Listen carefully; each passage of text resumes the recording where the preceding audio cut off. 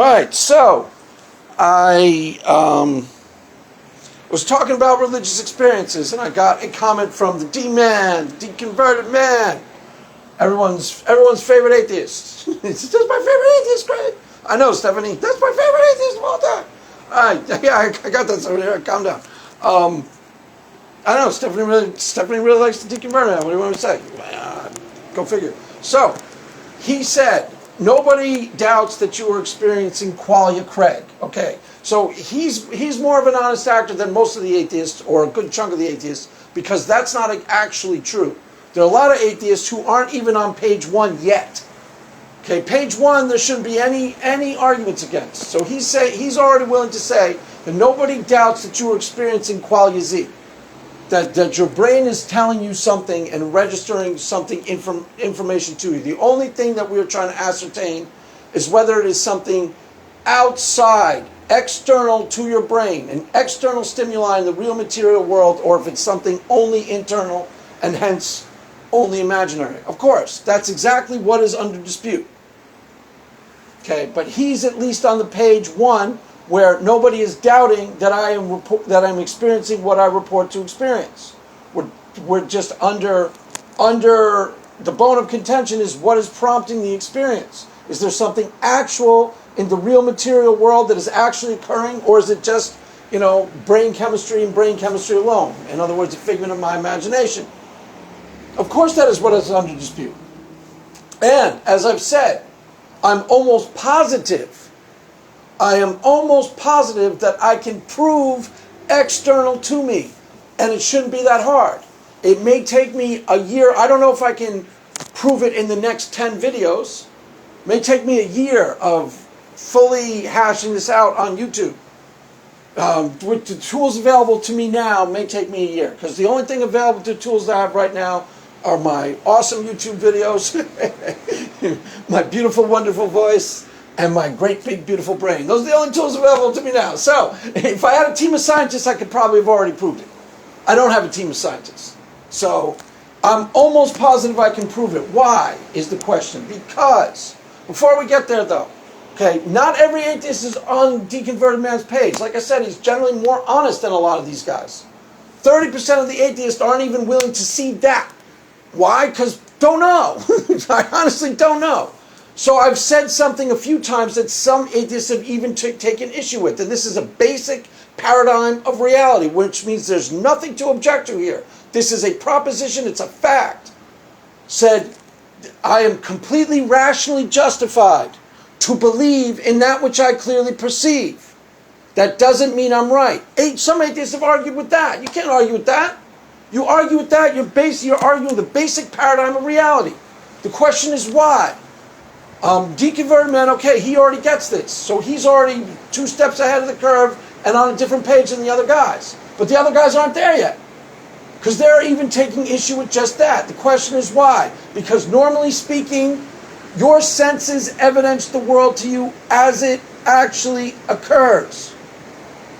So, put it together. Your senses evidence the world to you, normally speaking, as it actually occurs. Hence, I am completely rationally justified to believe in that which I clearly perceive. That doesn't mean I'm right. It just means I'm rationally justified. There are atheists who have already argued with that. And they've said, it depends on what you see. No, it doesn't.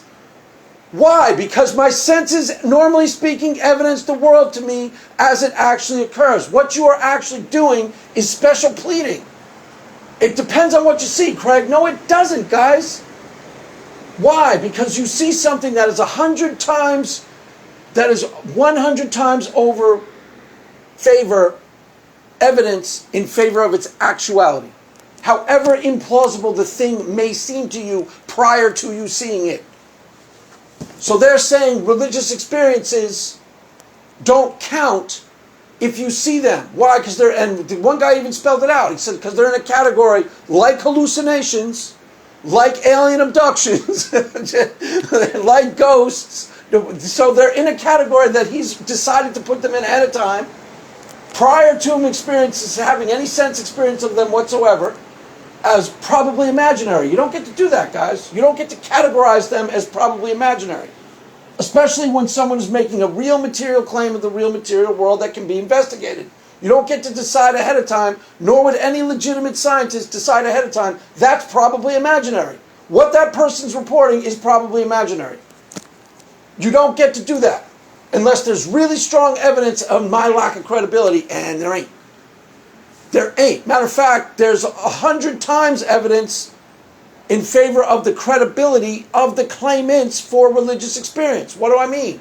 Take a look at what are the type of people who actually claim religious experiences versus alien abductions.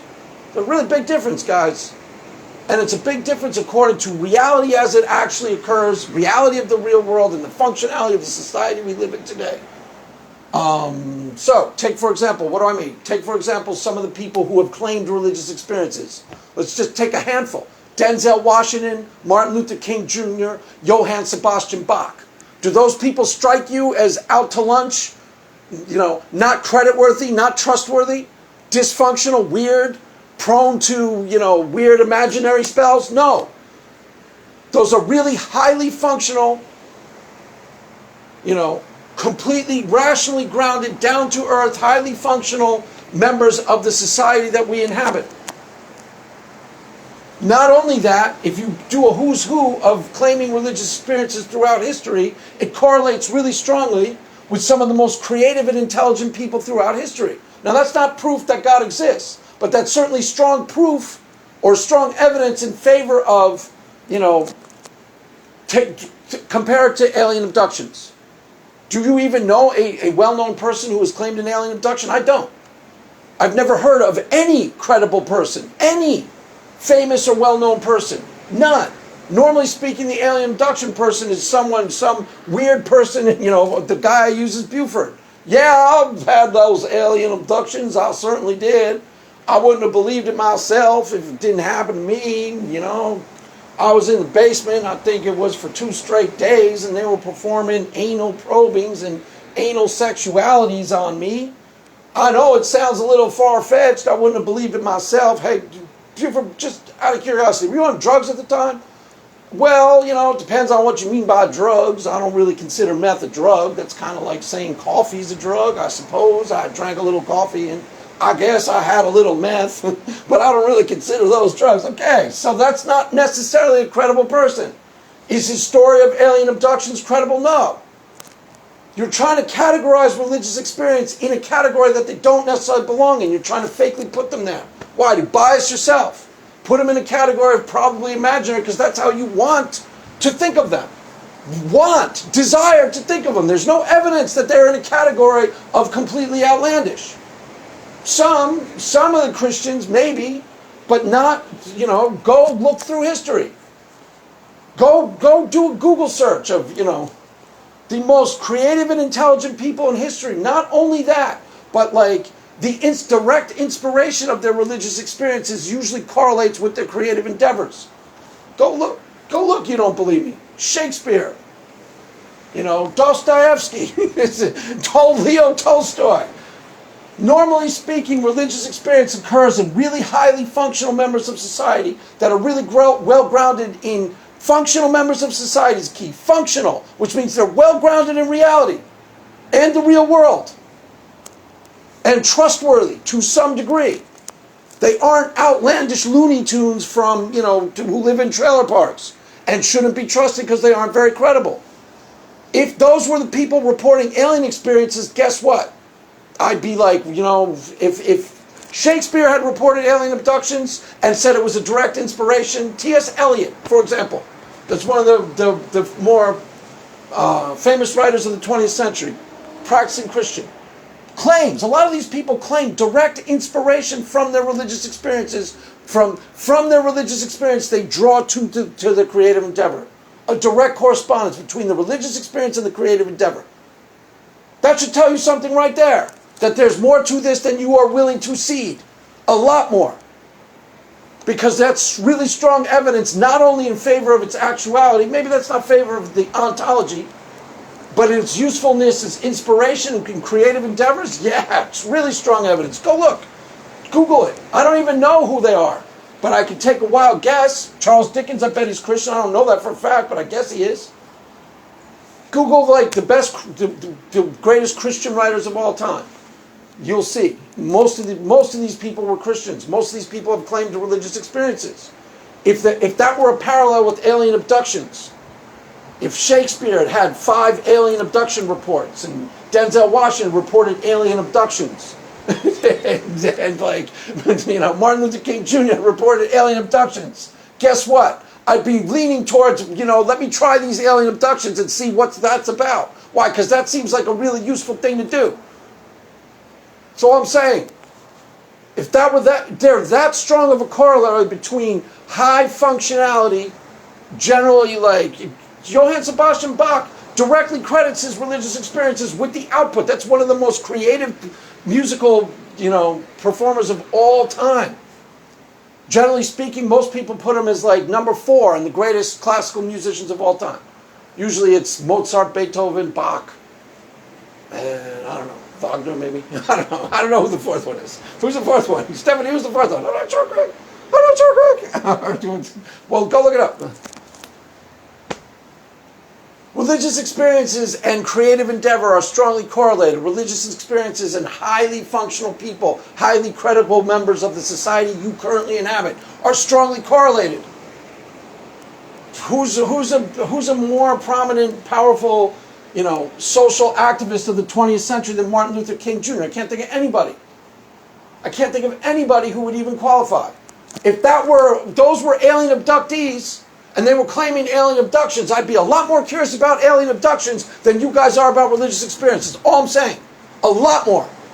I'd be really, really studying alien abductions if those were the corollaries between alien abductees and creative endeavor. I'd be really curious about alien abductions. And I would probably be agnostic on the subject. I've never been abducted, but some of these people claim alien abductions, and these people seem credible to me. That's exactly where I'd be. Again, that's not proof of anything, but it's certainly strong evidence in favor of what I'm talking about. Oh, yeah, it is. Yes, it is. Yes, it is. Now, getting back to the subject at hand, I'm almost positive. Yeah, a little aside there. I'm almost positive that I can prove external to me. Why? Because having dealt with the religious experience time and time again over, north of 15 years, almost 20 years at this point, had a lot of experience with it. And there are a lot of things that are consistent with external. Things that would be really, really hard to understand or explain if it were just a figment of my imagination. In other words, it could be just a Jesus party in my head. Fine, I'm willing to accept that. That's the first thing Doug does. Could you be wrong? Yeah, okay, I could be wrong. Could you be wrong? Could you ever ask a question of yourself, could he be right? Are you capable of doing that? Because 30% of you don't seem to be. Atheists. 30% of you don't seem to be capable of asking yourself, could he be right? Could I be wrong? Sure. I've asked that of myself thousands of times. Doubt it, but I've asked it of myself enough times, especially at the beginning. Could you be wrong? Could you be wrong? Could he be right? Instead of putting the religious experience in a category prior to exploration of probably imaginary, you need to put it in a category of potentially occurring in the real material world. Why? Because there are a lot of people laying claim, and that's an experiential claim, not a faith claim. I'm not talking about the theology. I'm not talking about, is it the Holy Spirit of God, hallelujah to the Lamb of God.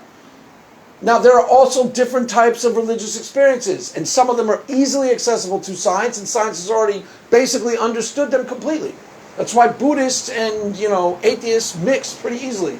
Why? Because there's a way of understanding Buddhism in purely secular terms, as a meditation practicing being here in the now, or whatever they call it, and what it's doing to your brain chemistry, and basically just finding a way to control your breathing, control your brain chemistry, to produce a result internally in your brain. So Sam Harris can click on Buddhism easily and treat it like, just a thing he's doing to his brain.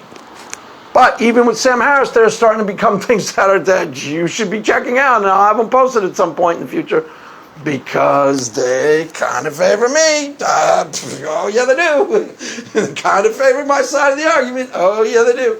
Anyways, that's not for now. That's for sometime in the not too distant future. So why? I'm almost positive that I can prove external to me. Why? Because let's say it's a blue mist. Instead of thinking it as a religious experience where you automatically buy. See, okay, going back to the parking lot. Remember what I said at the start of the whole conversation. Deconverted man, remember what I said at the start of the whole conversation. I do remember, Craig. See, deconverted man is really good at a couple things. Deconverted man shows up, you know, he's going to acquire all the ladies. He's going to be relatively honest and acquire all the ladies. That's his jam. That's what he does. He picks up the girl, you know. I don't know how he does it. It's an art form. But, okay, so you're looking at the parking lot. Normally, again, non-negotiable, basic paradigm of reality. This is what is true. Normally speaking, your senses evidence the world to you as it actually occurs. Your senses are not in the business of deceiving you about the real material world. Look around you right now. I see a pillow right on I see a pillow on a shelf. Why do I see it? Because it's actually there. I see curtains hanging on the wall. Why do I see them? Because they're actually there.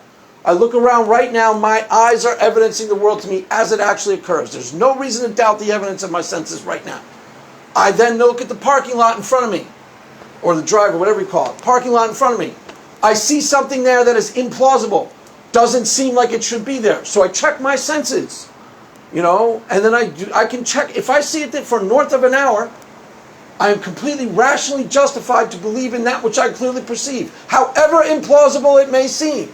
Now I'm hesitant to give it a name, because as soon as I give it a name, most atheists will make a category error again.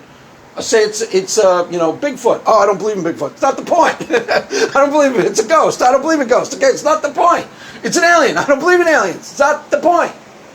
If I see something in the parking lot in front of me, and I do a check on my side, I see it for north of an hour. If I barely see it and it disappeared, then I could have been anything. That's when you can't trust your senses. That's what I'm talking about. A low-resolution sensory experience. I barely see it and it flickers on and off and disappears before I get to register what it is. Could have been anything. If I thought it was Bigfoot, you know, you can't really stand by that. Why? I only saw it for a minute. If I see it for an hour and I check my senses 1,000 times, check my eyes, look around the room, everything looks normal to me outside of what I see in the parking lot. I rub my eyes a little. Am I really seeing that in the parking lot? Again, I'm hesitant to give it a label. As soon as I give it a label, you'll go with the label instead of I am seeing something in the parking lot. That is 100 times evidence to me, if I see it for long enough, in favor of its actuality. It's the only thing you need to understand. That is non-negotiable. That is true. I am seeing something in the parking lot. That is 100 times evidence to me, however implausible what the thing is. I'm hesitating to name the thing, because then you'll go with whatever I name. Can't be an alien, Craig. They don't exist. That's why you're not really listening to me about the religious experience, because you already jumped to can't be God, Craig. That's why Pine Creek Doug didn't even listen to me at all. It's how I knew he was jerking my chain. Why? Because he didn't bother to listen to me at all, even a little, even once. He had already decided a long time ago in favor of can't be God.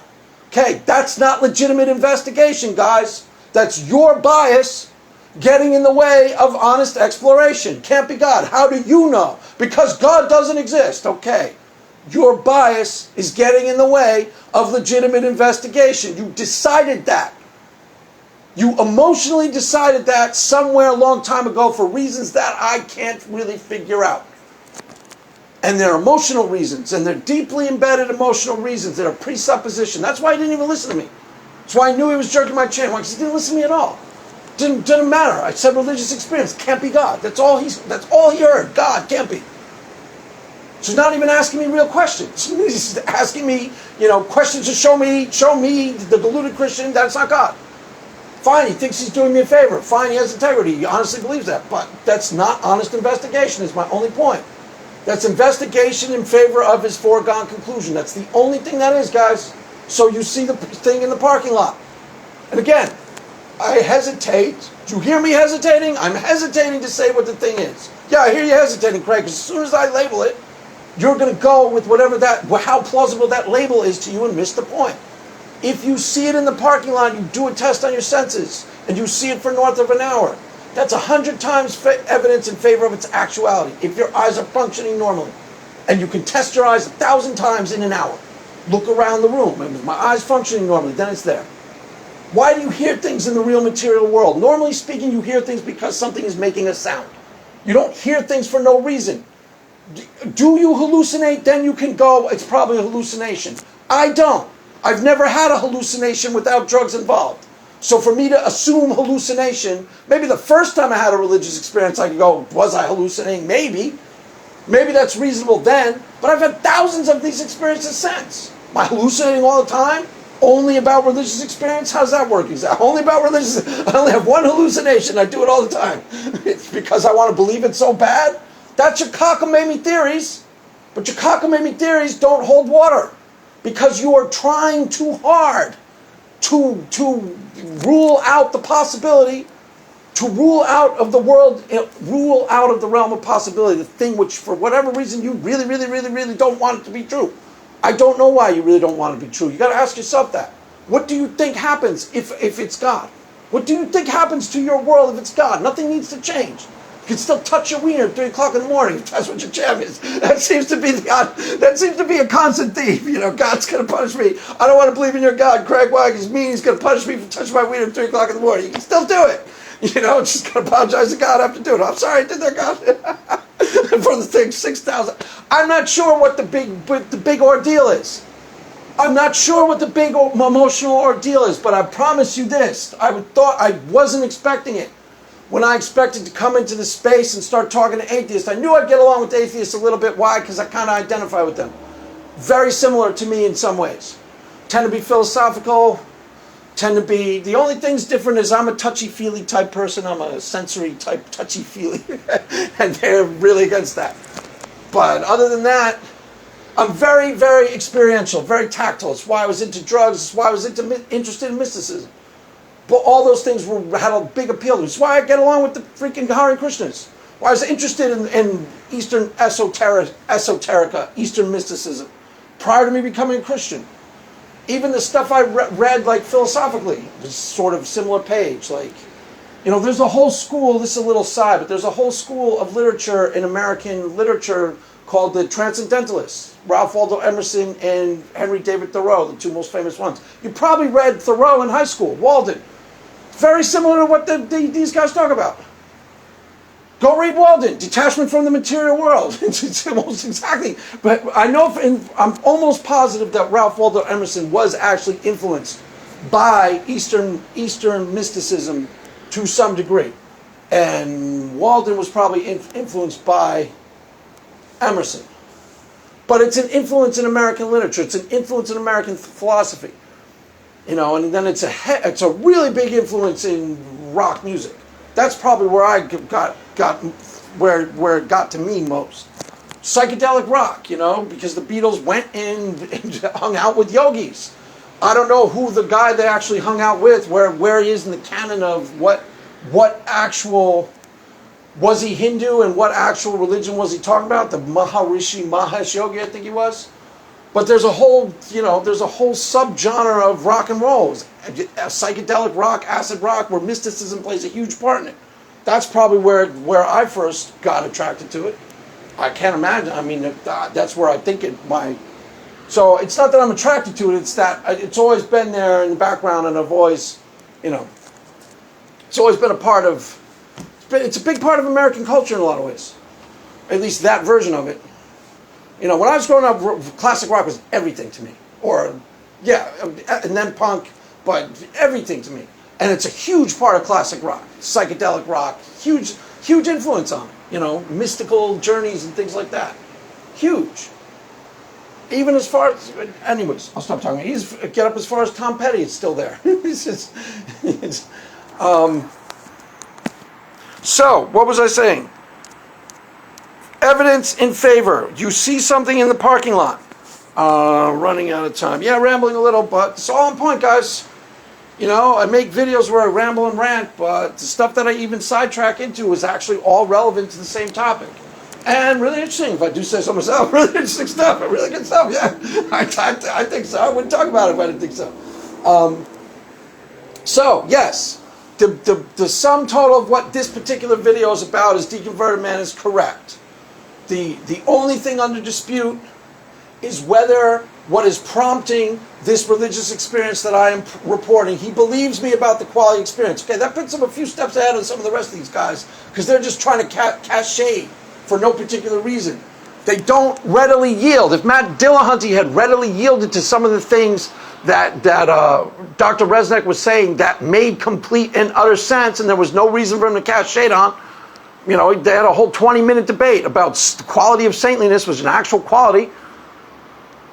You know, a lot of guys in the atheist community are just trying. Matt Dillahunty isn't one of them. He's generally speaking an honest actor. He could be a little bit more T-Jump like. But a lot of the rest of these guys are just trying to cast shade for no reason on everything. Do you know how many times people haven't even yielded to the basic facts of what I'm talking about, like Deacon Vertiman has? I swear to God, I posted one of my videos on this particular subject to a Peanut Gallery, I think his name was. Homeboy took issue with every 10 seconds out of my mouth. I swear to God. It was like I was on another planet with this person. I went back and looked at his critique of it, and literally every 30 seconds he took issue with everything I said. I was like, wow, this is weird, dude. I started begging him to leave me alone. I swear to God, I started begging him to leave me alone. And he reports it as a victory. Aha, I made you beg. You were so afraid of me. No, I wasn't so afraid of you. I was so weirded out by dealing with you. Because it was so completely like, what planet are you from? What's wrong with you? You've got to ask yourself at some point, what on earth is wrong with me? Why am I bending reality to try and prove Craig wrong instead of just accepting the basic facts and seeing if he can prove the external? Deacon Vertiman is yielding to the basic facts of what I'm talking about. Other people are trying to bend reality. If you see something, that is by definition reality actually occurring. Why? Because normally speaking, your senses evidence the world to you as it actually occurs. Bang. So someone who's already disputing that has an agenda, and that agenda isn't truth, guys. Hate to burst your bubble. It ain't. It's not even close. It's something else. You need to ask yourself what that agenda is. Deacon Vertiman's agenda is truth, for the most part. Honest actor. Same with Aaron. Honest actor. Listening. Responding to what I'm actually saying. Agreeing to the part that they can readily agree to. Why? Because I'm not demanding that they believe in God. I'm just laying the groundwork for why I actually think this can prove God. So you need to get on the same page with people who are talking the same language about how the real world actually operates. Because that's what's true by definition. And your senses, normally speaking, evidence the world to you as it actually occurs. So if you see something, however implausible, just remember that one little thing. If you see something out there in your parking lot for north of an hour, however implausible that something may seem to you, that is 100 times evidence in favor of its actuality. Why? Because your senses do that. They evidence the world to you as it's occurring, not as you want it to be, not as you wish it were. As it actually is. Or you'd be killed, you'd be eaten, or whatever. The guy hiding in the closet would kill you, because you wouldn't see him. I don't want to see the guy in the closet. What guy in the closet? I don't see him. That guy. He'd kill you. He'd get the jump on you and he'd kill you. So, yeah, I don't want to, I got a lot more to say on this particular subject, but I'll let it go from there. Once I get in the side parts of the fun part. IC's got it right. It's when I start going off on the side topics, that's when I'm most enjoying myself. I usually forget what I make, what any particular video I make. I usually start forgetting somewhere in the middle of the rant what the actual video was supposed to be about and just go off on side topics. Side topics are more interesting to me. Eventually I'll get to the point. I honestly think, and I'll make another video where I clarify this, why, there's a why to this. I honestly think that I can literally prove, within the next 2 years, external to me is prompting the experience. Why? Because there's a consistency. If it were just my imagination, I don't want to go into it. I'm almost positive I can prove it. Almost positive that I can prove that is something external. Almost positive. So, I will go into that in videos to come. That is all for now, kids. The Mass has ended. Go in peace. Amen.